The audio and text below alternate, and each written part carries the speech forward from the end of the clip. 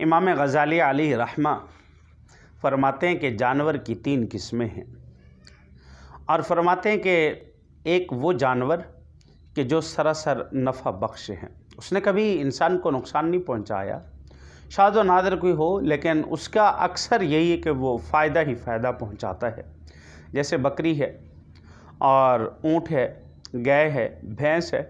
دیکھیں اگر یہ انسان کے پاس موجود ہیں تو انسان کو دودھ فراہم کرتے رہتے ہیں، اور اگر اس کو ذبح کریں تو اس سے گوشت ملتا ہے، اور اگر ان کو بیچ دیں تو پھر بھی ان سے نقدی ثمن حاصل ہوتے ہیں، سراسر نفع بخش ہیں۔ اور ایک جانور وہ ہیں جو سراسر نقصان دہ ہیں، انسان کو بس صرف ان سے نقصان کی امید ہے اور کچھ نہیں ہے۔ جیسے مثال کے طور پر سانپ ہے، انسان اس سے ڈرتا ہے، بچھو ہے، بچھو کے کمر پہ ہاتھ رکھو نہ پتہ چلے گا کہ کیا یہ نقصان دیتا ہے یا نفع دیتا ہے۔ اب اس سے انسان اپنے آپ کو بچانے کی کوشش کرتا، درندے ہیں، شیر ہے، بچاتا ہے، انسان ان سے ڈرتا ہے۔ اور تیسری جانوروں کی ایک وہ قسم ہے کہ جو نہ نقصان پہنچاتے ہیں اور نہ ہی نفع پہنچاتے ہیں۔ جیسے بلیاں ہیں، گھر میں آتی جاتی ہیں، کوئی نفع نقصان کی ان سے کوئی نہ نفع کی امید ہے نہ نقصان کی امید ہے۔ گیدڑ بھی ایسے جنگلات میں رہتے ہیں، نہ انسان سے کوئی ان کا لینا دینا نہیں، اور اسی طریقے سے بعض نے بندر کے بارے میں بھی لکھا ہے۔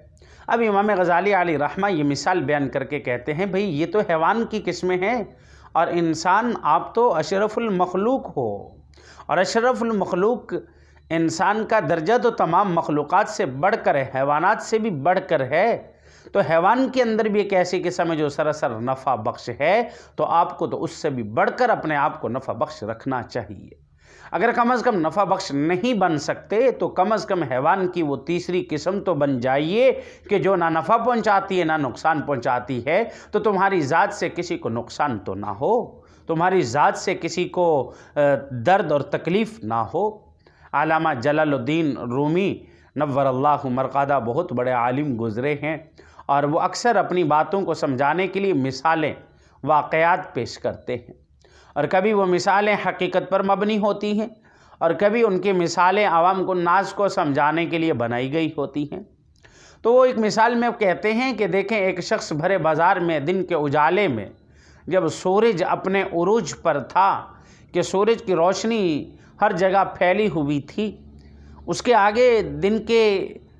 آگے دنیا کی روشنیاں، دنیا کے چراغ کچھ کام نہیں کر سکتے تھے۔ اس موقع پر ایک شخص نے اپنا چھوٹا سا ٹمٹماتا ہوا چراغ لیا ہوا ہے، اور بازار کے اندر ایسے کوئی چیز ڈھونڈ رہا ہے، کبھی ادھر دیکھتا ہے کبھی ادھر دیکھتا ہے۔ کسی نے پوچھا کہ بھائی اس سورج کے عروج پر سورج کی روشنی جب پھیلی ہوئی دن کے اجالے میں آپ اس چراغ سے کون سی ایسی اہم چیز ہے آپ کی کہ جس کو آپ ڈھونڈ رہے ہیں؟ اس شخص نے کہا کہ میں انسان کو ڈھونڈ رہا ہوں۔ وہ بڑے حیران ہوئے کہ انسان کو، اور اس چراغ سے یہ سارے بھرے بازار میں کندھے کے ساتھ کندھا لگ رہا ہے، یہ آپ کو انسان نظر نہیں آتے؟ کہا کہ ہاں میں اس انسان کو ڈھونڈ رہا ہوں جس کے اندر انسانیت ہو۔